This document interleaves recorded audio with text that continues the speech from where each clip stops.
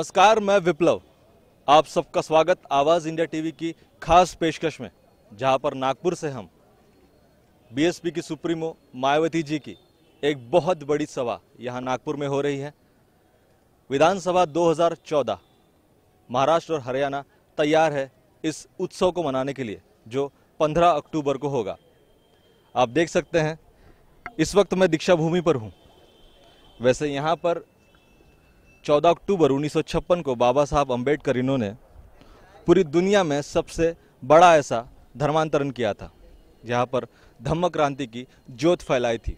आप देख सकते हैं मायावती जी के यहाँ पर एक भेंट वो देने वाली, उनके स्वागत के लिए यहाँ पर बहुत बड़ा जन सैलाब है। मैं चाहूँगा मेरे कैमरामैन वो दिखाएं कि सुबह से 8 बजे से लोग यहाँ पर आ चुके हैं।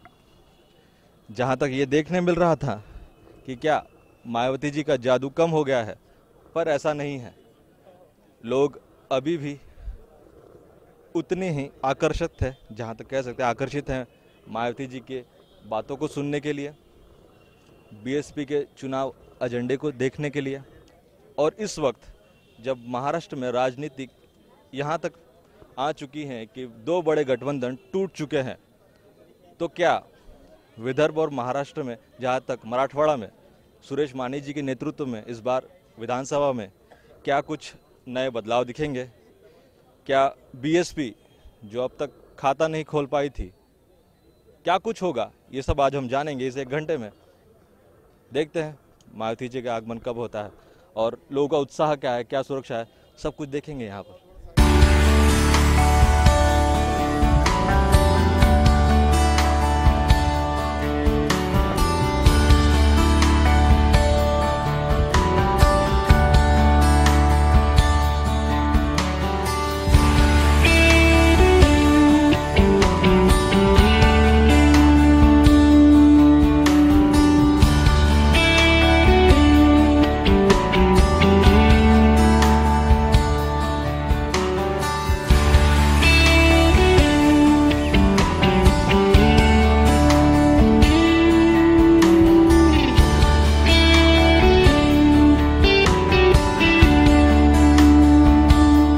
दीक्षा भूमि पर यहाँ बीएसपी सुप्रीमो बहन मायावती जी जब आ रही हैं, ये पता चला है, तो भारी संख्या में बहुजन समाज पार्टी के समर्थक, मायावती जी के समर्थक, दीक्षा भूमि समिति के बहुत सारे पदाधिकारी यहाँ इस दीक्षा भूमि पर आ गए हैं मायावती जी को मिलने के लिए, उनके स्वागत के लिए।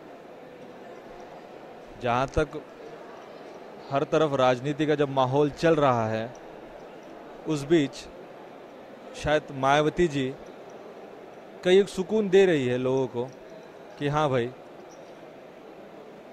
यहाँ पर भी हम कई लोगों से मैं मिलूंगी, जहाँ तक दीक्षा भूमि पर वो आएंगी, ऐसा वो सोच रही हैं।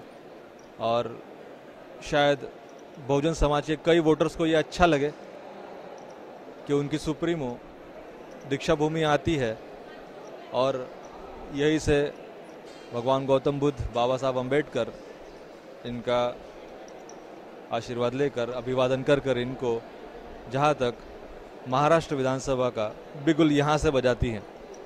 अब जहाँ तक आखिरी की 2 रैलियाँ हैं, यहाँ से वे भंडारा वापस जाएगी बहन जी, उसके बाद वापस आएंगे और फिर नागपुर में एक बहुत बड़ी सभा को संबोधित करेगी। अब देखना ये होगा कि इसका फायदा विधानसभा 2014 में बीएसपी को कितना मिलता है। लोग वैसे बहुत उत्सुक हैं इस रैली को लेकर। जैसे आप देख सकते हैं यहाँ पर हर दिशा पर लोग हैं। ये अंदर का माहौल मैं आपको दिखा रहा हूँ। यहाँ पर बाबा साहब अम्बेडकर इनकी अस्थियाँ भी रखी हुई है। मैं चाहूँगा कैमरामैन साहब वो दिखाए। भगवान गौतम बुद्ध इनकी प्रतिमाएं यहाँ पर हैं, कई पदाधिकारी यहाँ पर है और सभी लोग ये सोच रहे हैं कि इस वक्त क्या ऐसा मंत्र मायावती जी देंगी जिससे बीएसपी में एक नवचेतना फिर से जागृत हो जाएगी।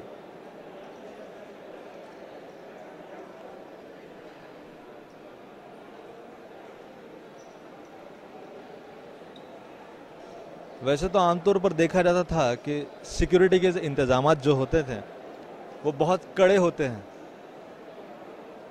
इस बार भी कड़े ही हैं। करीबन 70 के आसपास नागपुर के पुलिसकर्मी यहाँ पर तैनात हैं। उसके बाद पार्टी के भी कुछ यहाँ पर 10 के आसपास सुरक्षाकर्मी हैं। उसके बाद पक्ष के लखनऊ से आए भी कुछ सुरक्षाकर्मी हैं जो निरंतर यहाँ पर सुरक्षा प्रदान कर रहे हैं। चेकिंग हो रही है। शायद 3 अक्टूबर के बाद फिर से एक बार एक नई चेतना दीक्षा भूमि में देखने मिल रही है। एक अति विशिष्ट व्यक्ति का आगमन दीक्षा भूमि पर जब होता है तब शायद एक नया आवाम कह सकते हैं, नई एक प्रेरणा, नया एक आवास यहाँ क्रिएट हो जाता है। लोग प्रफुल्लित हो जाते हैं और यही से चेतना शायद इस बार बीएसपी को मिलने वाली है। अब ये देखने मिलता है। आप बीएसपी की समर्थक हैं। हाँ। आप बहुत सालों से यहाँ पर बीएसपी के कार्यकर्ता रहे और आगे भी रहेगी। किस प्रकार से बहुजन वोटर्स देखता है इस क्षण को जब बीएसपी सुप्रीमो बहन मायावती जी दीक्षा भूमि पर आ रही हैं? पहले यहाँ से भेंट देकर वो फिर सभाओं में जाएगी। इस बात को आप किस नज़रिए से देखते हैं as a voter? As a voter ये तो अच्छी बात है, क्योंकि ये तो मानवता का प्रतीक है। ये जो दीक्षा भूमि है ये मानवता का प्रतीक है, और मानवता अगर इस देश में हमें स्थापन करना है तो बुद्ध का धम्म यही तो है ना, मानव मानव। बौद्ध धम्म की क्या पहचान? मानव मानव एक समान। तो सभी मानव को जोड़ना है, तो ये कोई। और आपको क्या लगता है कि इस वक्त जब सभी पार्टियां अलग अलग चुनाव लड़ रही है तो एज अ कार्यकर्ता आपको दिक्कत हो रही है कि आसानी हो रही है वोटर से बात करने में? नहीं, हमें तो कोई दिक्कत हो नहीं रही है। हमें तो बहुत अच्छा माहौल मिल रहा है और वोटर्स का भी अच्छा सपोर्ट मिल रहा है। सिर्फ यानी बुद्ध धर्म को मानने वाले ही नहीं, तो अन्य यानी जो बहुजन लोग हैं उनका भी बहुत अच्छा सपोर्ट मिल रहा है। चलिए, मतलब कह सकते हैं हाँ, कि वोटर्स के लिए अभी क्लियर हो चुका है कि जो पक्ष कल तक यारी दोस्ती निभाते थे, आज कुछ मंत्री पदों के लिए जिन्होंने अपने दोस्ती तोड़ चुके हैं, तो क्या हम उन पर भरोसा कर सकते हैं कि नहीं? ऐसा लोग सोचेंगे शायद एज अ वोटर, ये मैं भी सोचूं, ये मेरा मानना है और शायद ये आपको भी दिख रहा है। बिल्कुल, अभी वोटर को समझ रहा है कि देखिए, यानी पिछले लोकसभा के चुनाव में भी बीजेपी वालों ने अलग विदर्भ की बात के मुद्दे पे विदर्भ के लोगों का मत हथिया लिए, लेकिन जैसे ही सत्ता में आई भाजपा, आज नरेंद्र मोदी कहते हैं कि अभी जब महाराष्ट्र के चुनाव के लिए वो आए तो वो कहते हैं कि अलग होने नहीं दूंगा, महाराष्ट्र टुकड़े में बंटने नहीं दूंगा। तो ये क्या है? यानी जनता के समझ में आ गया है कि ये सिर्फ दोगली बातें करते हैं, सिर्फ जनता का वोट हथियाना चाहते, बाकी कुछ नहीं। अब देखा जाए तो कोई भी पार्टी परफेक्ट नहीं होती, पर देखते हैं आरोप प्रत्यारोप तो हर तरफ लगे रहते हैं। आप उन पर आरोप करेंगे, हो सकता है सही भी हो गलत भी हो। अब मेरा तो नज़रिया सबके लिए एक होना, मैं तो जो दिखता है वो मैं बोलूँगा। और जहाँ तक देख रहा हूँ कि यहाँ लोग प्रतीक्षा में ही हैं, धूप चरम सीमा पर है हमेशा की तरह नागपुर में, पर फिर भी लोग देखने उत्सुक हैं मायावती जी को।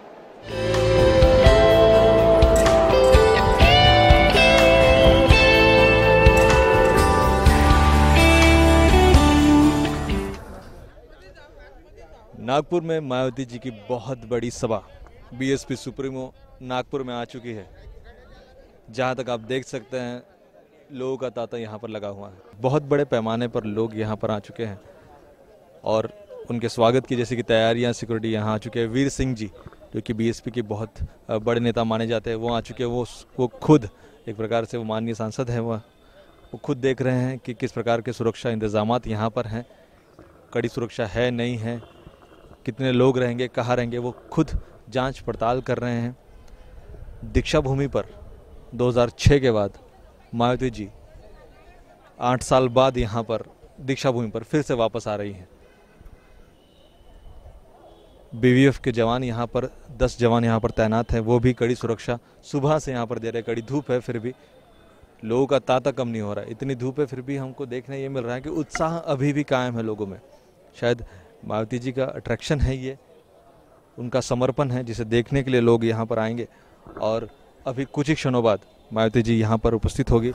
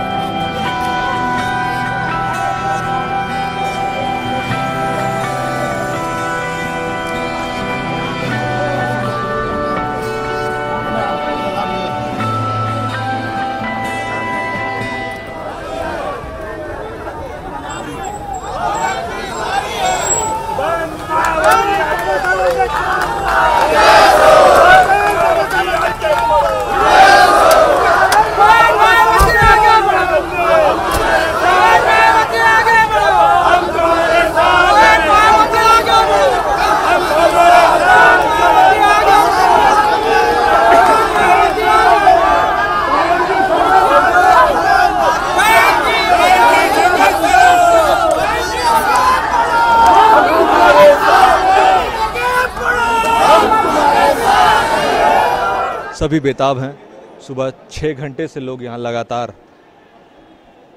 अपनी सुप्रीमो बहन कुमारी मायावती जी को देखने के लिए सुबह से तांता यहाँ लगा हुआ है। आप देख सकते हैं मायावती जी के चेहरे पर उत्साह है। दीक्षा भूमि कमेटी के सदानंद फुलझेले जी उन्हीं के साथ हैं जो उन्हें बता रहे हैं इस दीक्षा भूमि के बारे में। कह सकते हैं मायावती जी के चेहरे पर एक बुलंद उत्साह,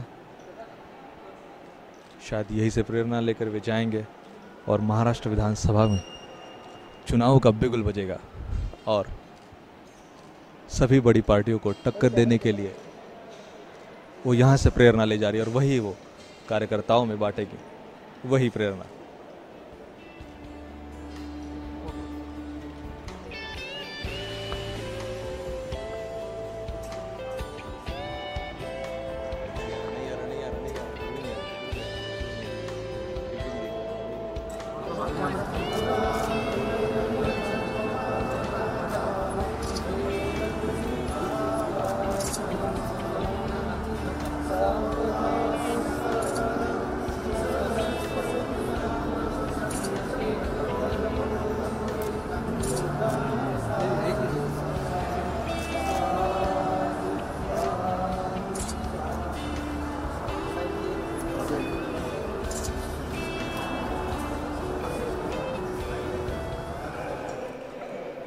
आप लोगों को ये मालूम है कि भगवान बुद्ध ने इस दुनिया में मानवता और इंसानियत का संदेश दिया है और इतना ही नहीं, उन्होंने अपने धर्म में, बौद्ध धर्म में सबको एक बराबर समझा और बौद्ध धर्म में कोई गैर बराबरी, ऊंच नीच हमें देखने के लिए नहीं मिलता है। सबको बराबर उन्होंने अपने मजहब में अहमियत दी है। तो बौद्ध धर्म की इस खासियत को ध्यान में रखकर लॉर्ड बुद्धा की जो खासियत थी उसको ध्यान में रखकर तो परम पूज्य बाबा साहब डॉक्टर अंबेडकर ने तो इस धर्म को अपनाया और उन्होंने इसी स्थान पर बौद्ध धर्म की दीक्षा ली। तो इस मौके पर मेरा यही कहना है कि आज हिंदुस्तान में, आज अपने मुल्क में इस समय ख़ास तौर से लॉर्ड बुद्धा का जो संदेश है मानवता और इंसानियत, तो इसको फैलाने की ज़रूरत है। और मेरा महाराष्ट्र के लोगों से यही कहना है, ख़ास तौर से नागपुर के लोगों से, कि उनको लॉर्ड बुद्धा के बताए रास्ते पर चलना चाहिए और मानवता और इंसानियत का जो उनका संदेश था इसको फैलाना चाहिए। बहन जी, आप भंडारा जी बहुत चलिए बताया गया था इलेक्शन में, वहाँ से आप क्या संदेश देंगे? आज जो मैं भंडारा में मैं जो आज जा रही हूँ तो इसमें कोई दो राय नहीं है कि परम पूज्य बाबा साहब डॉक्टर अंबेडकर ने वहाँ से बाई इलेक्शन लड़ा था और उनको हराने के लिए सारी जो विरोधी ताकतें थी वो इकट्ठा हो गई और उनको हराया गया एक सोची समझी साजिश के तहत। लेकिन इस समय जो महाराष्ट्र में असेंबली का इलेक्शन हो रहा है तो आपको ये मालूम है कि महाराष्ट्र में सारी पार्टियां अलग अलग चुनाव लड़ रही हैं। तो जिस समय उन्होंने चुनाव लड़ा था 1954 में, उस समय के हालात और आज के हालात में फ़र्क है। उस समय जो उनके जो अनुयायी थे, ख़ास तौर से जो उनको मानते थे, उनका वोट तो पड़ गया था, लेकिन बहुजन समाज पूरा जागरूक नहीं हुआ था। तो और यदि सारी ताकतें इकट्ठा होकर चुनाव नहीं लड़ती तो बाबा साहब डॉक्टर अम्बेडकर उस समय बाई इलेक्शन नहीं हारते।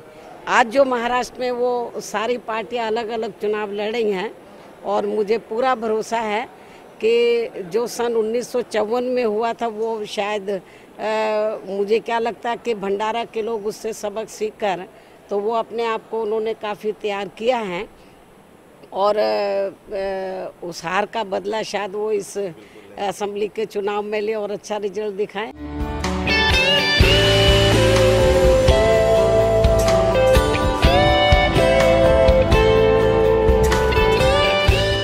ये था बीएसपी सुप्रीमो बहन कुमारी मायावती जी का जादू।